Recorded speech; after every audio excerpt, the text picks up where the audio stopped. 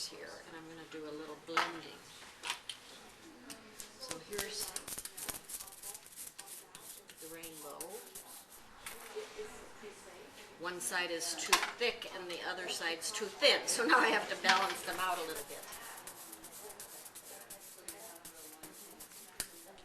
And that pink is really light, and this is a little too heavy.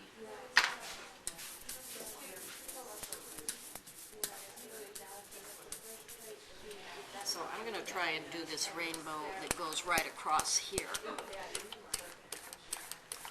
Sometimes with the small roller I can end up bending my rainbows a little bit too, instead of always having them straight. So I went straight there, but I think I might have bent.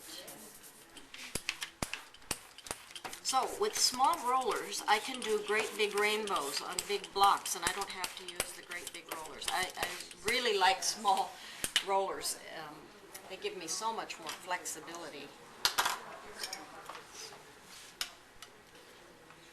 And you know, I'm rolling really fast here. But to slow it down, I dip into the ink and pull it down and make this nice slab and nice sound. Not too snappy, not too loud, and not too much of a texture here.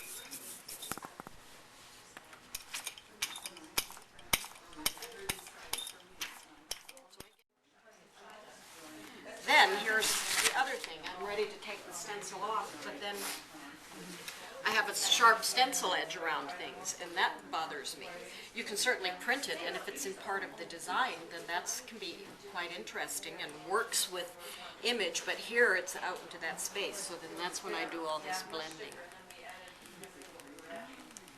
All these little, here I'll blend it out here.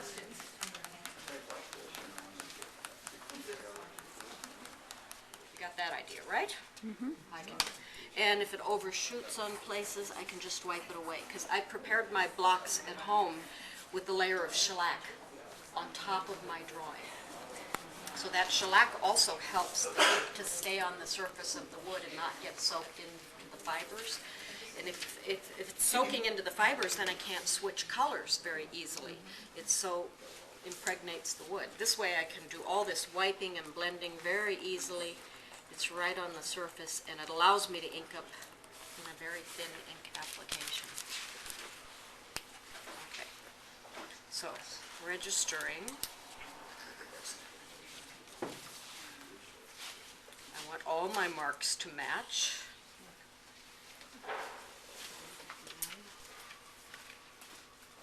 I'll have to see if the pressure is even. Then I tape it down because I don't want it to move. So I use this drafting tape to anchor it in a few places. And you do that with each print? Every single one. And then they stay in place. And I forgot to hatch this one and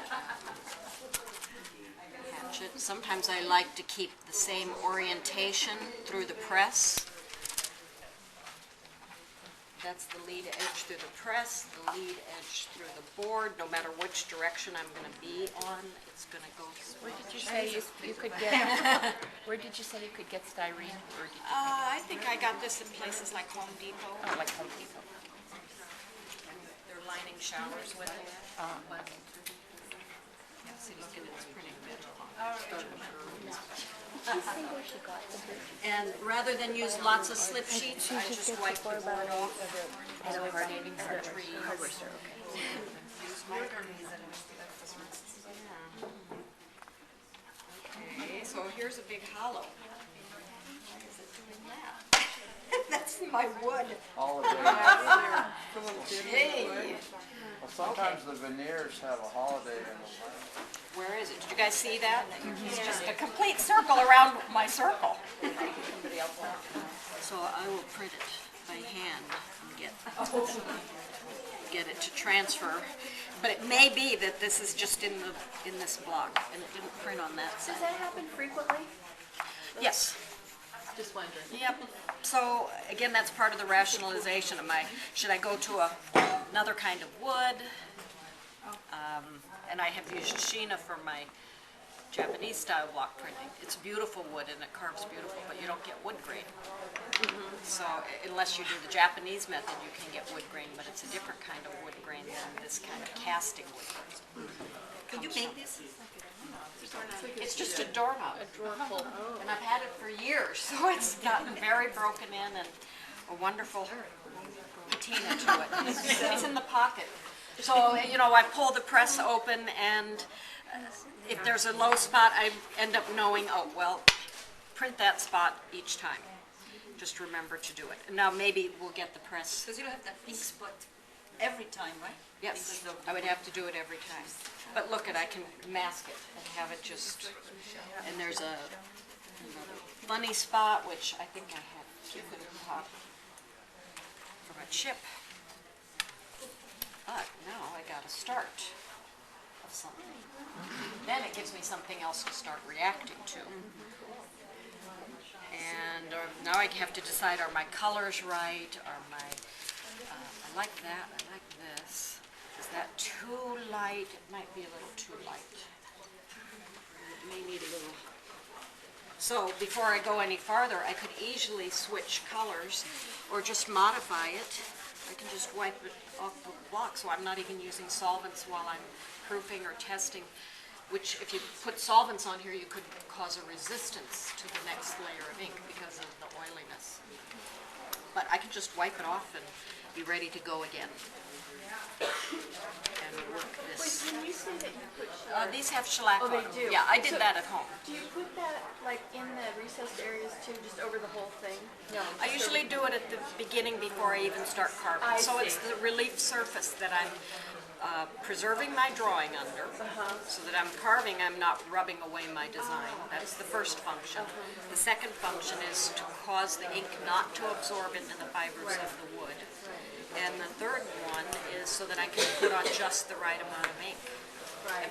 Print very thin amount of ink because I'm not fighting that constant absorption into the fibers. So that very thin. So you shellac. How you shellac? You spray it on or you brush I it? just take a rag and rub it in. You do it on the flat board before you carve anything. Yeah, so I don't even have to clean a brush. And then you know shellac is impervious to mineral spirits or oils because it's dissolvable in alcohol. So I also have this impervious layer that's not going to respond to any of the oil-based things. Have you ever done it after you've carved it? Yes, I have in some instance where I may need to actually keep those recesses clean. Imagine this is only plywood, right? And it's not very thick. So if you have a great big open spot, again, I try to avoid carving a whole lot of white areas. I'd rather put a stencil on it or avoid it. But if you did, and ink got down in there, if it's shellacked, it's easier to wipe out and keep clean. So I might need to do it in those instances. But I try not to put a whole lot of layers of shellac onto things, because it takes a longer time for it to dry. It's got lots of shellac. Okay, I'm going to change this pink slightly. Do you do all your own bookbindings? Pardon me? You do all your own bookbinding? Yeah, that's my other sideline is not only do I make the prints, but I think I'm a book artist too. But they're certainly related to my works. They usually are in editions much larger than my prints. Like my newest one is the one called Ephemera. It's an edition of 50. And the book arts world kind of needs larger editions because they go to lots of libraries, much more than the exclusive